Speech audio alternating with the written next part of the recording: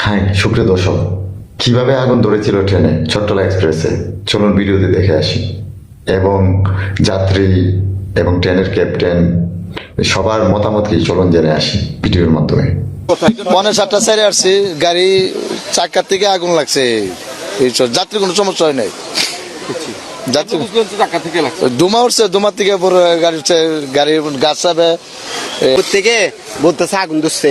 তখন শুধু একটা কেবিনে আগুন ধরছিল। আগুন ধরার পর আমরা দূরে আসছি। দূরে আসার পর এখানে একটা কেবিনের থেকে এই একটা কেবিনে আগুন ধরছিল। ধরার পর আমরা কি করছি, এই কেবিনটা সবাই মিলে ধাক্কা দিয়ে ওটা ওখানে ছাড় দিছি। মানে বলার বাইরে এটা অনেকে অনেক চেষ্টা করছিল, বাট পারে না কেউ। লাস্ট পর্যন্ত ওইখান থেকে বিমা থেকে পানি আনার ক্যান্টনমেন্ট থেকে পানি আনার পরে তারপর ওইখান থেকে চেষ্টা করছিল, তারপর ফায়ার সার্ভিস আসলো অনেকক্ষণ পরে। দ্রুত আমরা নামার চেষ্টা করছি যে কখন কোথা থেকে নামবো, যাতে হয়তো পাশের বগিতে আমি ছিলাম। যখন শুনলাম যে পাশের বগিতে আগুন লাগছে, তখন তাড়াহুড়া করে সবাই হুটহাট করতেছে, একজন একজনের উপরে মানে পড়ে গেছে। আমরা আতঙ্কিত হয়েছিলাম। আমরা দ্রুত নেমে গেলাম।